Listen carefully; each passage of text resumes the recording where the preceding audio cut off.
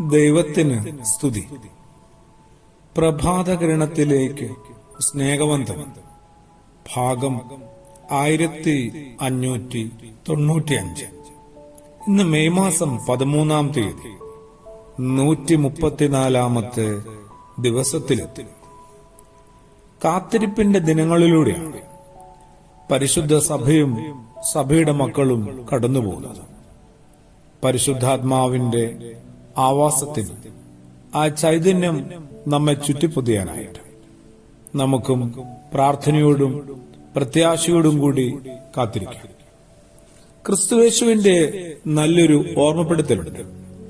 വിശുദ്ധനായ മത്തായി ശ്ലീഹായുടെ സുവിശേഷം 5-ാം അധ്യായത്തിൽ, നിങ്ങളുടെ സ്വർഗീയ പിതാവ് സൽഗുണപൂർണൻ ആയിരിക്കുന്നതുപോലെ നിങ്ങളും സൽഗുണപൂർണരായിരിക്കും. നമ്മളെല്ലാവരും നല്ല മനുഷ്യരാകണമെന്ന്, കുറച്ചുകൂടി ക്വാളിറ്റിയുള്ള മനുഷ്യരാകണമെന്ന് കർത്താവ് ആഗ്രഹിക്കുന്നുണ്ട്, അല്ലേ? ആഗ്രഹം മാത്രമല്ല, നമ്മോടത് ആവശ്യപ്പെടുന്നുമുണ്ട്. എന്നാൽ എന്ത് അളവുകോലാണ് നന്മ കണ്ടെത്തുവാനായിട്ടുള്ളത്? എങ്ങനെയാണ് നമ്മൾ കുറച്ചുകൂടി നല്ല മനുഷ്യരായി മാറുന്നതും മാറേണ്ടത്? നിങ്ങളുടെ സ്വർഗസ്ഥനായ പിതാവ് സൽഗുണപൂർണൻ ആയിരിക്കുന്നതുപോലെ നിങ്ങളും അപ്രകാരം ആയിരിപ്പിനെന്നാണ് കർത്താവ് പറയുന്നത്. ഭാഗികമായി നന്മയുള്ളവർ ആവുകയല്ല, പൂർണമായും നന്മയുള്ളവർ ആകുവാനായിട്ട് ആണ് ആഹ്വാനം. ദൈവഹിതം ജീവിതത്തിൽ നിറവേറ്റുന്നവന്റെ നിറവ് അനുഭവിക്കണം. ഗിരിപ്രഭാഷണത്തിന്റെ അവസാനത്തില് ക്രിസ്തുയേശു വീണ്ടും ഇങ്ങനെ ഓർമ്മപ്പെടുത്തുന്നുണ്ട്. ഈ വചനം കേട്ട് ചെയ്യുന്നവൻ, ഈ വചനം കേട്ട് അനുസരിക്കുന്നവൻ പാറമേൽ വീട് പണിത ബുദ്ധിയുള്ള മനുഷ്യനോട് തുല്യമാണ്.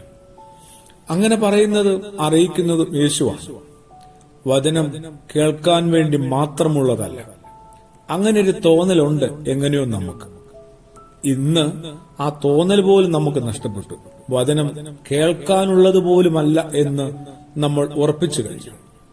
സത്യത്തില് അത് പ്രവൃത്തിപഥത്തിൽ കൊണ്ടുവരേണ്ടതാണ്. കേട്ട വചനത്തെ സാംശീകരിക്കണം. മാത്രമല്ല, ലോകം കാണത്തക്കവണ്ണം അത് അവനവന്റെ ജീവിതത്തിലും പരിസരത്തുമൊക്കെ പ്രയോഗത്തിൽ കൊണ്ടുവരണം.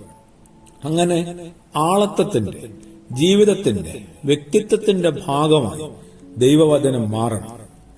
ഇത് ആത്മീയമായ നിരന്തര ഒരു മനന പ്രക്രിയയാണ്, ഒരു വ്യായാമമാണ്, ആത്മീയ വ്യായാമമാണ്, സ്പിരിച്വൽ എക്സസൈസാണ്, ആത്മീയ പരിശീലനവുമായി മാറേണ്ടതാണ്. അങ്ങനെ കുറെ കൂടി ദൈവവചനത്തോട് ചേർന്ന് നിന്ന മനുഷ്യരായി മാറാൻ, അങ്ങനെ യേശു ആഗ്രഹിക്കുന്നത് പോലെ കുറെ കൂടി നമ്മൾ പൂർണ്ണരായി മാറാനായിട്ട് നമുക്ക് ആ ചൈതന്യത്തിന്റെ സന്നിധിയിൽ പ്രാർത്ഥിക്കാം, കാത്തിരിക്കാം. ആമേൻ.